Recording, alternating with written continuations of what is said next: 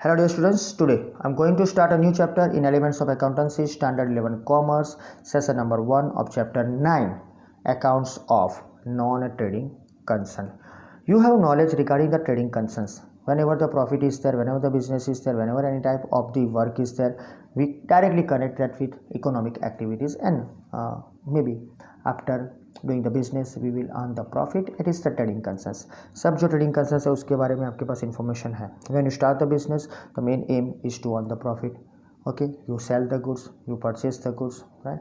Different expenses, different incomes, ये सब हमारे ट्रेडिंग कंसर्न्स के हिसाब से हम देखते हैं. बिजनेस में छोटा सा फॉर्म होता है, सोल प्रोप्राइटरशिप होता है, पार्टनरशिप, जो भी है. सो यहाँ पर जो अकाउंट लिखते हैं एक्चुअली ट्रेडिंग कंसर्न्स में हमने देख लिए. और लास्ट में हमने ये भी देखा कि the profit and loss account, that is to know the profit. लेकिन ये जो ट्रेडिंग कंसर्न्स होते हैं ये प्रॉफिट के लिए काम करते हैं. लेकिन कई बार ऐसा होता है कि some of the different type of the non trading concerns are then they started the business not to earn the profit. तो फिर क्या करेंगे ये लोग? वो सर्विस देने के लिए आए, मे बी वो ट्रस्ट है, कुछ अच्छा देने के लिए आए, मे बी. सो देखते हैं वन बाय वन सब. यहाँ पर इस चैप्टर में कुछ भी स्किप नहीं है रिलेटेड टू थियरी पोर्शन. यानी यहाँ पर जो लिस्ट दिख रहा है आपको, ये पूरा का पूरा लिस्ट है, सबका सब, राइट. बहुत स्मॉल इन्फॉर्मेशन है, राइट. यहाँ तक तो वेरी स्मॉल इन्फॉर्मेशन इस है. दूसरी चीज़ ये है कि यहाँ पर एग्जाम्पल और इल्यूस्ट्रेशन है वो थोड़े बहुत निकले हैं. That is illustration number 9 to last जो है 13 तक, और एग्जाम्पल नंबर 13 तो लास्ट जो है, यानी इल्यूस्ट्रेशन 9 से लेकर 13 14 तक, और एग्जाम्पल नंबर 13 से क्लास 17 18 जो भी है वहाँ तक, वो हमारे सिलेबस में नहीं है. दूसरी बात, हमें यहाँ बैलेंस शीट बनानी होती है, तो इस साल के लिए वो भी नहीं बनानी है. हमें सिर्फ यहाँ जो सम लेने हैं वो रिसिप्ट पेमेंट अकाउंट के लेने हैं और इनकम एक्सपेंडिचर के अकाउंट लेने हैं. तो ये दोनों अकाउंट सेम नहीं है, याद रखना. Income expenditure is same as profit and loss account. तो हम ज़्यादा कॉन्सेंट्रेट करेंगे रिसिप्ट और पेमेंट अकाउंट के ऊपर, क्योंकि ये दोनों सिर्फ आपकी समझ के लिए, समझ यानी वो आपने ऑलरेडी बना चुके हैं. Profit and loss account same to same है, तो हमारा ध्यान जाएगा रिसिप्ट पेमेंट पर. So let's start with the point first, that is introduction. Generally trading firms और concerns come into existence for profit generation motto. Any type of the business firm started, any trading concern started to earn the profit. Their main motto is to generate the profit more and more. To know the result of any business, trading firm or concerns, prepare a trading account, profit and loss account. If you want to know the result, किसी भी business का आपको result जानना है, यानी profit जानना है, loss जानना है, तो यू विल प्रिपेयर ट्रेडिंग और profit and loss account, right. वो आप बना चुके हो. लेकिन अगर उसका इकोनॉमिकल स्टेटस जानना है, फाइनेंशियल पोजीशन जानना है, तो you have to prepare balance sheet. तो here balance sheet is prepare to know the economic status of the business. So both the things are important in the financial statements. So there are several institutions in society, those who do not have an objective of generating profit. ऐसा हुआ है कभी? तो हो सकता है ना, past में भी हुआ था ऐसा, अब यहाँ भी अब भी ये हो रहा है कि कई इंस्टीट्यूशंस ऐसे हैं, they started the particular work to provide the services not to earn profit. तो ऐसे कौन से यूनिट है? Just think about that one. एक सेकंड के लिए सोचा. अब ऐसे कौन से पर्टिकुलर यूनिट्स हैं जो प्रॉफिट नहीं करना चाहते और फिर भी कुछ ना कुछ सोसाइटी में देना चाहते हैं, वेलफेयर के तौर पर हो सकता है. So objective is not to earn profit, so they have an aim to serve the society. Society के लिए उनको कुछ करना है. To provide facilities and services to the members यानी एक ऐसा पर्टिकुलर इंस्टीट्यूशन है, वहाँ पर आप मेंबर बन सकते हो. तो ऐसा कौन सा पर्टिकुलर वर्क है जहाँ आप मेंबर बन के काम कर सकते हो? तो कई ऐसे यूनिट्स हैं ना. तो फैसिलिटी सर्विस उसके मेंबर को मिलती है. To undertake the activities for the welfare of the members. जो उनके मेंबर्स है उनके लिए कुछ ना कुछ अच्छा हो, राइट. एक्टिविटीज़ उनके लिए हो. To extend the academic activities, right. Academic जो एक्टिविटीज़ हमारे लिए ज़रूरी है उसको चलाने के लिए. With an intention to develop academic. तो वो एकेडमिक जो है उसको डेवलप करने के लिए कुछ ना कुछ हम करते हैं, right. Social, religious, cultural, right, और art related and donation generating activities. See the list is very long, right. आप देखो तो कई इन्फॉर्मेशन यहाँ पर है, लेकिन हमें ध्यान रखना है कि कोई एकेडमिक वर्क है उसको आगे ले जाना है, उसको डेवलप करना है. सोसाइटी है, सोशल वर्क करना है. रिलीजियस है, धार्मिक तरीके से जाना है. कल्चरल, कुछ सांस्कृतिक करना है, राइट. और साथ में आर्ट रिलेटेड. तो इन सब के लिए काम करते हैं और वो जनरेट करते हैं डोनेशन। तो डोनेशन जनरेटिंग एक्टिविटीज़, राइट। कहाँ से भी आपको डोनेशन मिले और आप उसको कोई एक्टिविटी में डालो, या आप ऐसी एक्टिविटी शुरू करो कि you will get the donation and you can utilise the donation in the particular specific activities. So यहाँ पर एक सिंपल चीज़ है, आपका यूनिट नॉन ट्रेडिंग कंसर्न है, आपका मेन एम प्रॉफिट नहीं है, टू प्रोवाइड सर्विसेज है। By opening, by starting, by establishing the different type of the clubs, different type of the social related things, religious things, that member बनाओ, culturals, उसके साथ सब चलेंगे। Okay, so this kinds of the concern are known as non trading concerns. जो मैंने list दी है उसको हम नॉन ट्रेडिंग कंसर्न बोल सकते हैं। And this concerns generate income from their predetermined activities and use it for the society और predetermined aims of the concern. तो ये इनकी इनकम क्या है, जो भी इनकम होगी वो हम देखेंगे बाद में, लेकिन what ever the income they will generate, right, from the pre determined activities, पहले से नक्की है, पहले से डिसाइडेड है कि कौन सी एक्टिविटीज़ करनी है, राइट, उसके पीछे ये लगेगा। And also use for the betterment for the society और whatever the aims well in advance decided of the concern. So this concerns maintain own accounts which are known as account of non trading concerns. इनके खुद के account होते हैं अलग से, उसको बोलते हैं accounts of non trading concern. Also accounts of non trading concerns are prepared differently than the accounts of trading concerns.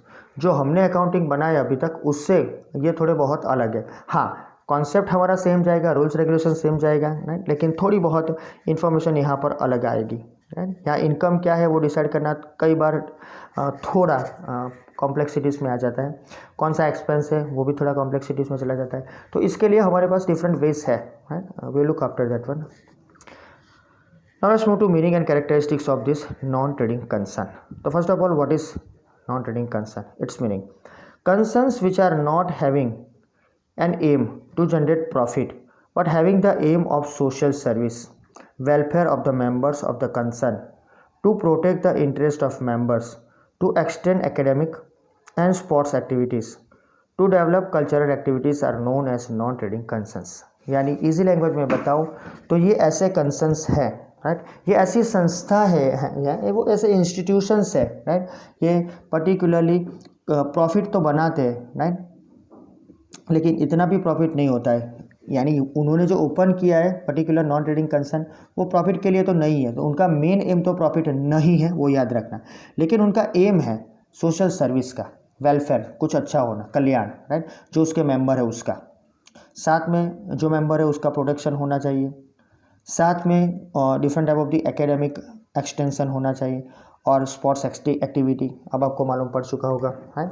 So simple cultural activity से उसको डेवलप करना है, जैसे कि Garba, that all are known as the non trading concerns, right. So keep in mind the particular concept with you, right. The aim of the non trading concern is to provide the better and better social services, welfare to our members, and then after interest of the members, not having an aim to earn profit, वो याद रखना, that is non trading concerns। बहुत छोटी सी information है, याद रखने में भी आपको कोई प्रॉब्लम नहीं होगा। So in this concern sports club, here it is the list: sports club, rotary lions club, आपने नाम सुना है, trade associations like chamber of commerce, right, अलग अलग जगह पर होते हैं, पॉलिटिकल एसोसिएशन, उसके कार्यकर्ता होते हैं, लेबर एसोसिएशन, लेबरर्स एसोसिएशन जो होते हैं, मजदूर संघ जिसके बोलते हैं, मेडिकल एसोसिएशन है, राइट, हमारे सिटीज़ में भी ऐसे होते हैं, पब्लिक हॉस्पिटल्स है, चैरिटेबल कंसर्न्स है, हम जिसको चैरिटेबल ट्रस्ट बोलते हैं, राइट, साल में एक बार कोई बड़ा सा प्रोग्राम करते हैं, चैरिटी कलेक्ट करते हैं, प्रोग्राम करके सिर्फ नेक्स्ट ईयर के लिए फिर तैयारी शुरू, जैसे कि गरबा ट्रस्ट है ना उसका, लाइब्रेरी, राइट, सार्वजनिक लाइब्रेरी होती है या किसी की पर्सनल, यहाँ हमारे सिटीज़ में भी कई पर्सनल ऐसी लाइब्रेरी, प्राइवेट लाइब्रेरी जिसको बोलते हैं, उसका aim to earn profit not there. Educational institutions है, ये भी यहाँ पर आते हैं, एसोसिएशंस फॉर कल्चरल एक्टिविटीज़ है, कुछ सांस्कृतिक काम के लिए, कार्य के लिए एसोसिएशन बनते हैं, ऑर्फेनेजेस है, अनाथ आश्रम, अनाथालय, रिलीजियस ऑर्गेनाइजेशंस है, राइट, वो काम करते ही, all this are included. So which type of the concerns are included in the non trading concerns, तो आपके लिए ये लिस्ट है, इसमें कुछ नया नहीं है, राइट। वह रिलीजियस ऑर्गेनाइजेशन आ गए, यानी मंदिर का, मस्जिद का, राइट, जो चर्च होता है, इन सब, ये सब यहाँ नॉन ट्रेडिंग कंसर्न्स में होते हैं, उनका एम टू अर्न प्रॉफिट नहीं होता है, they are only providing the better and better type of the particular religious related things to the people, right. उसका वो अपने तरीके से प्रचार करते हैं, तो वो इसमें आता है। तो उनकी इनकम क्या है, जो डोनेशन आता है वो, राइट, हम जो डालते हैं और हम उनको जो देते हैं, राइट, डोनेशन लिखवाते हैं, राइट, हम उनको, आपको मालूम है कि हम जैसे डोनेट करते हैं तो वो सब उनके लिए एक इनकम है। लेकिन वो इनकम वो किसी ना किसी अच्छे तरीके से यूज़ करते हैं, राइट, किसी के अच्छे के लिए, उससे पैसों से स्कूल होती है, इस पैसों से कुछ नया होता है, राइट, फॉर सिटी का डेवलपमेंट, कुछ भी हो सकता है, वो डिपेंड करता है। लेकिन प्रॉफिट तो एम नहीं ही है, याद रखना। Such organizations generate income from their activities and pay the expenses. See, ये कई ऑर्गेनाइजेशंस ऐसे हैं जो इनकम जनरेट करते हैं डिफरेंट एक्टिविटीज से और एक्सपेंस भी करते हैं, but their intention is not to earn profit. ये याद रखना, इनका मेन एम प्रॉफिट अर्न करना नहीं है, 101%। Now next one, before that one example is Ahmedabad में राजपथ क्लब, आपने सुना है, बहुत बड़ा क्लब है, राइट। अहमदाबाद जिम खाना है, आप रजिस्ट्रेशन मीन्स आप उसको मेंबर बन सकते हो रजिस्ट्रेशन करवा के। मणिबेन लाइब्रेरी है, राइट। जीवराज मेहता हॉस्पिटल है। तो ये नाम याद रखना आपके लिए सही है। ये सब एक प्रकार के नॉन ट्रेडिंग कंसर्न है। ये स्टार्ट हुए थे कोई ना कोई अलग नाम से, अलग अलग तरीके से सब चेंज हुआ, लेकिन अभी इसका मेन जो काम है वो प्रॉफिट अर्न करना नहीं है, ओनली सोशल सर्विस प्रोवाइड करना है, राइट, वेलफेयर करना है उनके मेंबर का, मोस्टली ये होता है। जिम खाना, क्लब, ये सब में मेंबर्स है, लाइब्रेरी में भी मेंबर्स होते हैं। So this is the meaning and some small information related to the non-trading concerns. Let's move to the characteristics. First one, service. These kind of concerns do not have profit earning objective but has service objective. तो इनका काम profit कमाना नहीं है, service provide करना है। Second thing, trading account. This concerns do not have an objective of trading, thus they do not prepare trading account. अब purchase sale ही नहीं होता फिर ट्रेडिंग क्यों? ट्रेडिंग तो डायरेक्टली गुड्स सर्विस के लिए है ना, गुड्स के लिए, sorry, it is purchase sale है, तो ट्रेडिंग होता ही नहीं है ना, एक्सचेंज कुछ होता ही नहीं है, तो फिर ट्रेडिंग क्यों नहीं होता है trading. In spite of this, sports club and other concerns undertake purchase sale of some items for the facilities of the members. तो उनके मेंबर्स जो है, समझ लो जिम खाना है, राइट, स्पोर्ट्स क्लब है, तो उनके मेंबर्स के लिए कई बार ये लोग कुछ परचेज सेल करते हैं, लेकिन वो उनकी मेंबरशिप के हिसाब से उनसे पैसे ले लेते हैं. तो सिंपल चीज़ है, इसमें कुछ परचेज सेल ऐसा नहीं होता जैसा बिजनेस फर्म में होता है. तीसरा, dear students, income expenditure account. Since their objective is not to generate profit, they do not prepare a profit and loss account at the end of the year. अब trading नहीं बना तो profit क्यों बनेगा? क्योंकि उनका इनकम एक्सपेंसेस जो है, राइट, वो होगा, इनकम एक्सपेंसेस होगा, लेकिन प्रॉफिट ही नहीं है ना, तो फिर इसको बनाने की ज़रूरत नहीं है, right.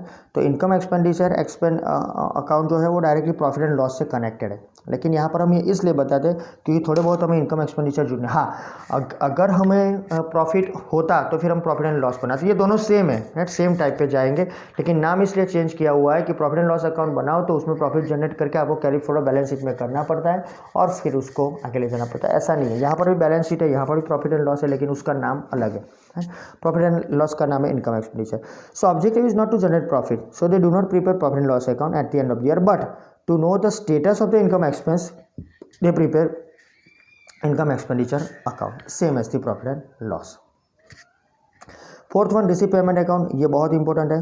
Generally cash transactions take place in significant size, thus to record such cash transactions in the place of cash account, receipt and payment account is prepared. So you can say that this particular receipt payment account is like cash account. Yes it is, right, वही कहा जाता है क्योंकि यहाँ पर सब जो bye cell होगा, मैंने बोला स्पोर्ट्स पर्सन, स्पोर्ट्स के लिए जो भी एक पर्टिकुलर क्लब खुला है उसमें आप मेंबर बनते हो, 5,000 फी भरते हो पूरे साल की, आप क्लब में जाते हो, प्रैक्टिस करते हो, ये वगैरह.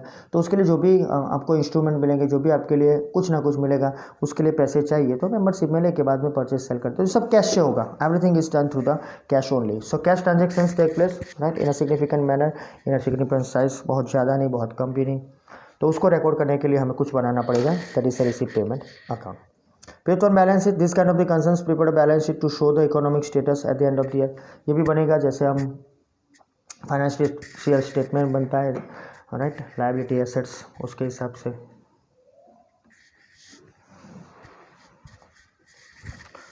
Now next one, capital fund. Sixth one, the capital of non-trading concerns is known as capital fund or permanent fund. Okay, जो सोल प्रोप्राइटर है उसमें हम कैपिटल लिखते हैं, पार्टनरशिप आएगा उसमें पार्टनर्स कैपिटल लिखे, कंपनी आएगी उसमें शेयर होल्डर्स कैपिटल लिखा जाएगा, शेयर होल्डर्स फंड लिखा जाएगा। तो यहाँ पर भी कैपिटल फंड है, तो कैपिटल नॉन ट्रेडिंग कंसर्न है उसको कैपिटल फंड या फिर परमानेंट फंड के नाम से बोला जाता है। 7th वन सब्सक्रिप्शन, ये याद रखना, ये एग्जाम के लिए भी इंपॉर्टेंट है। The main income of this kind of the concerns is subscriptions for the members. यहाँ सब्सक्रिप्शन बहुत जरूरी है। Besides this the income is obtain through donation, government aid, income of interest on investments, dividend income, charity etcetera.